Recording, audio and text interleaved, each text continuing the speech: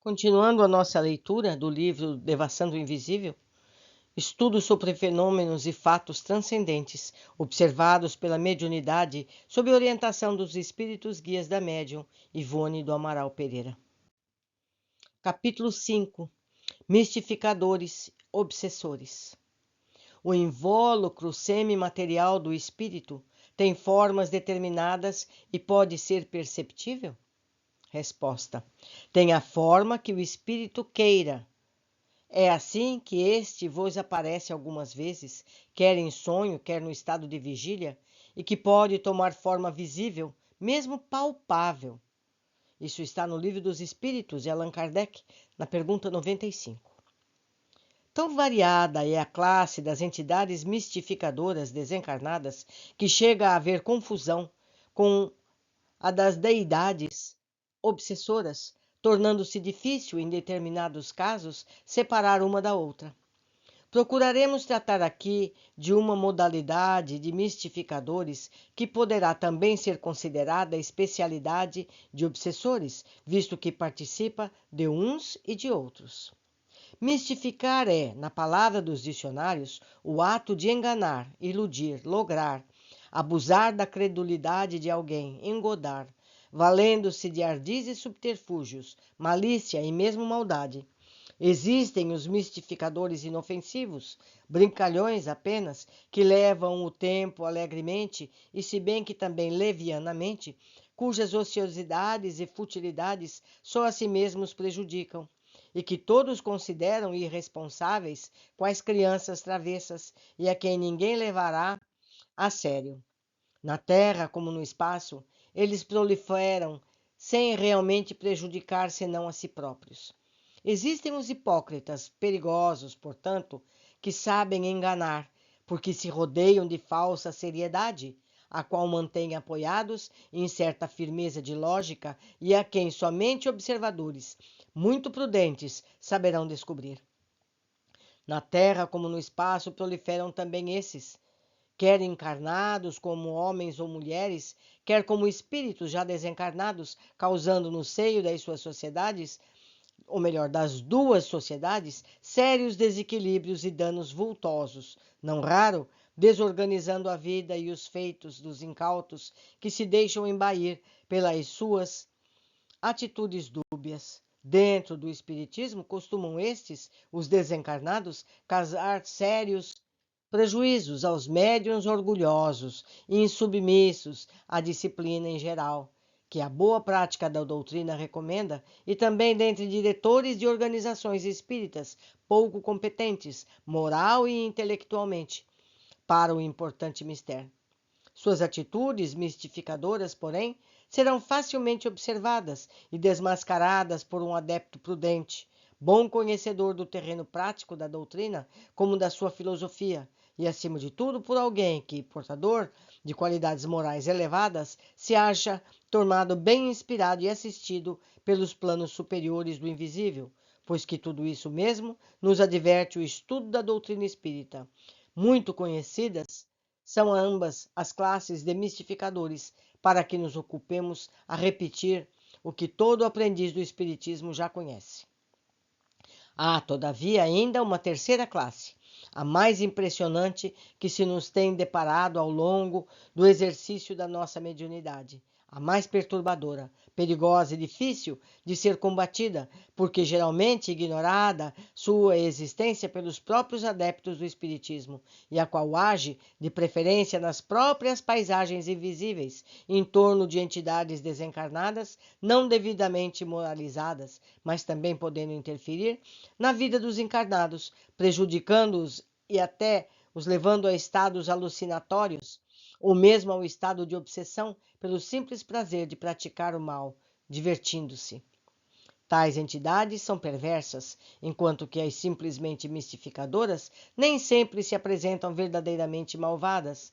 Obtêm aqueles resultados satisfatórios na torpe tarefa de perseguição e engodo contra pessoas que, com a devida confiança, não exerçam a oração e a vigilância mental de cada dia, como defesa contra os males psíquicos, as quais atraem para os seus detestáveis agrupamentos espirituais durante o sono corporal, e também contra espíritos desencarnados frágeis, revoltados, descrentes ou levianos, que há tempo não se harmonizaram com o dever e que lhes evitaria tais situações após o decesso corporal. Geralmente, esses a quem aqui denominamos mistificadores, obsessores, não foram inimigos das suas vítimas através das existências, nem mesmo as conhecem anteriormente, as mais das vezes. Se exercem a perseguição e o assédio, alcançando funestos êxitos, será porque encontraram campo aberto para suas operações nos sentimentos bastados das mesmas, afinidades morais e mentais, de má categoria, naqueles a quem se agarram, tornando-se então para estes tais acontecimentos o prêmio ou castigo da sua incúria na prática de ações reformadoras ou da má vontade em se voltarem para os aspectos superiores da vida. Há encarnados e desencarnados que lhes ofereçam, pois, afinidades. Essas desagradáveis criaturas invisíveis frequentemente desgraçam, impelindo-as a desastrosas ações, até mesmo nos setores da decência dos costumes, cuja consequência, sempre lamentáveis, requererão daqueles que se deixam embair por suas artimanhas, longos períodos de sofrimento e reparações inapeláveis, muitas vezes através de encarnações amargurosas.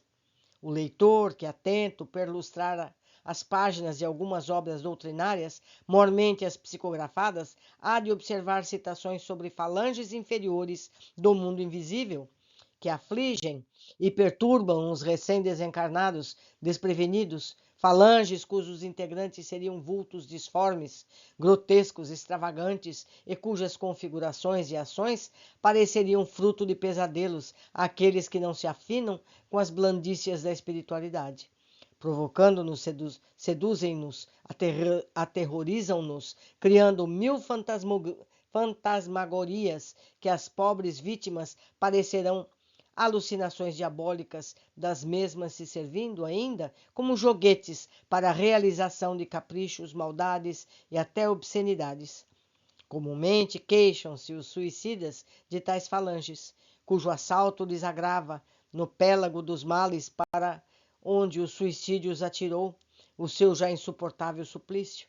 E nas sessões práticas ou mediúnicas da doutrina espírita, quando bem organizadas e dirigidas, não é difícil ouvirem-se queixas idênticas da parte de espíritos comunicantes muito inferiores ou ainda de suicidas. Que aspecto mostrariam essas entidades, porém, para serem consideradas tão feias e repulsivas por todos quanto a elas se referem, revelando-as às pessoas? Que espécie de deformidades para torturarem até loucura um recém-desencarnado ou a uma pessoa a este, porém perseguindo, de preferência no estado de sono, até o extremo de uma obsessão? Confessamos que tais cogitações jamais nos preocuparam, e por isso nossa atenção não se voltaria para o assunto se os nossos próprios guias espirituais para ele não nos despertassem o interesse, embora já tivéssemos notícia de sua existência no mundo invisível. Ora, foi uma dessas falanges estranhas, surpreendentes, extravagantes, que nosso instrutor espiritual Charles nos levou a conhecer, a examinar, durante certo desprendimento, sobre a ação letárgica, em memorável lição, que aqui tentaremos descrever, por sua ordem e sob suas intuições vigorosas, que na noite de 18 de março de 1958. Uma de nossas parentas, menina de 10 anos de idade, justamente a caçula dentre 6 irmãos, acusava anormalidades nos modos comuns de uma criança. Anormalidades que uma razão esclarecida em assuntos espíritas compreenderia provirem de influenciações da parte de seres desencarnados inferiores. Caracterizavam-se os seus modos por trejeitos cômicos, caratonhas horríveis, palavreado piegas ou atrevido, desagradável, tolo, a que todos da família irritava, e aos estranhos escandalizava, e tornando necessária toda a paciência e boa vontade que a doutrina espírito recomenda, para que se pudesse suportar tal estado de coisas, pois, além do mais, a dita criança se rebelava contra qualquer disciplina, desobedecendo a tudo, renitente, odiosa, dando mesmo impressão de se encontrar desequilibrada das faculdades mentais. Tentaram-se castigos variados, sem serem esquecidas as clássicas sovas de chinelo. Tais, porém, isso aí no passado, né, meus amigos? Hoje em dia isso já não se pode. Tais, porém, os escândalos por ela provocados nessas ocasiões, tais cenas se desenrolavam, então, dentro do lar, com repercussões desagradáveis até pela vizinhança, que substituída foi a prática dos castigos pela de conselhos, amabilidades, persuasão e etc. A criança, no entanto, resistia irritantemente a todas as afabilidades, como resistir aos castigos, rejeitando a prece, os passes que lhe desejava aplicar, continuando com as mesmas atitudes impertinentes. Fora das crises, no entanto, mostrava-se perfeitamente normal. Conversava com inteligência e demonstrava até precocidade. Era aplicada nos estudos, tinha boas notas no curso primário, que então concluía. Consultou-se por isso mesmo o espaço, como seria natural à família espírita. E o espírito Charles, desvelado amigo e instrutor espiritual da família, após prescrever medicação para o sistema nervoso da paciente, afirmou sem rebuço: ela afinou-se com entidades inferiores durante o estágio no espaço, antes da reencarnação. Arrependimento sincero, porém, levou-a a tempo de se retrair das mesmas, a desejar encaminhar-se para melhores planos. É médium, ou antes, possui faculdades mediúnicas que futuramente poderão frutificar generosamente a serviço do próximo, se bem cultivadas. Os antigos companheiros do invisível assediam-na, tentando reavê-la para o sabor de velhos conluios. Conheceis o remédio para tais desarmonia? Aplicai-o. Sim, o remédio único seria o trabalho na reeducação da menina, à base do Evangelho. Preces, paciência, vigilância, amor, disciplina rigorosa, sem concessões, que redundasse em cumplicidade com caprichos prejudiciais, fraternidade e caridoso interesse para com os infelizes sedutores desencarnados. Na noite de 18 de março de 1958, no entanto, encontrando-nos durante uma temporada na residência daqueles nossos familiares, eis que a figuração espiritual de Charles, envolvida na sua luminosa e bela roupagem de iniciado hindu, apresentou-se à nossa visão e, adormecendo-nos em sono magnético, como habitualmente, arrebatou nosso espírito, deixando o corpo carnal imerso em letargia. Passado o primeiro atordoamento, fenômeno invariável nesse gênio de desprendimento, nós nos reconhecemos no recinto da própria residência da paciente, sem alçar ao espaço, acompanhada pelo nobre amigo, mas rodeada de seres disformes, extravagantes, feios, grotescos, repulsivos, e Charles apresentava-os. Estes são os antigos companheiros da menina B, não está o nome esclarecido, durante seu estágio no invisível, antes da reencarnação presente. Pertencem a uma classe especial de mistificadores, a qual descai para a de obsessores. Não são inimigos dela, segundo a terminologia humana, e nem se vingam, porque ela nenhum mal cometeu contra eles. Porém, não são também amigos, porquanto não o são de quem quer que seja, visto que ainda não adquiriram o senso da fraternidade nem a favor de si próprios. Simplesmente seduziram-na quando no espaço e ela, inconsequente, leviana, prazenteira, sedenta de novas sensações e, por que não dizê-lo, inferior, carente de ideais generosos que a impelissem para o alto, mas também sem maldade, deixou-se embair pelas suas mistificações e engodos, afinou-se com eles no simples intuito de se divertir, supondo-os inofensivos, tal como indivíduos folgazão que se mistura a um bando de carnavalescos a fim de distrair das preocupações fatigantes, sem medir quaisquer consequências.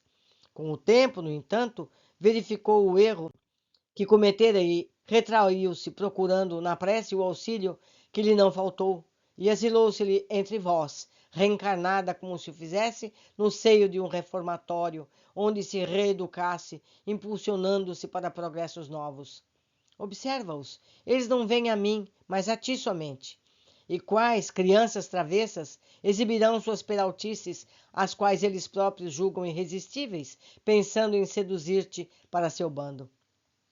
Revelou então Charles a identidade espiritual da menina em questão, a qual existira ainda neste século no ambiente doméstico que fora o nosso próprio, porém sem laços consanguíneos, e durante nossa infância, proibindo, todavia, revelássemos seu antigo nome e condição a quem quer que seja. Entre mentes, as entidades em apreço iam e vinham pela casa, ocultavam-se uma das outras, atrás das portas, por baixo das mesas, das cadeiras, como quem brincasse de esconde-esconde. Batiam-se mutuamente com socos e pontapés violentos, pavorosos, a que as levava a gritar e chorar.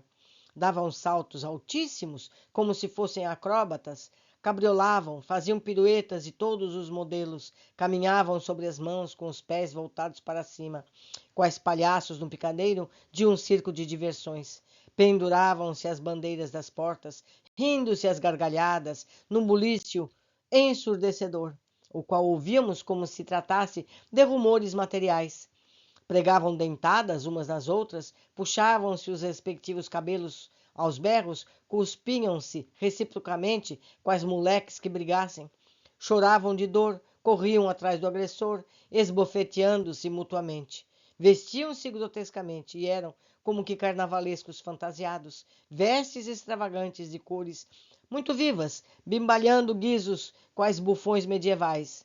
Algumas berrantemente listradas, outras apresentando blusões ou camisolões excessivamente grandes no corpo, enquanto ainda outras, com calções curtos e muito apertados, deixavam à mostra pernas marmóreas, com que ressequidas, verdadeiros caniços, ou muito grossas, revestidas de meias berrantes, tortas, deformadas.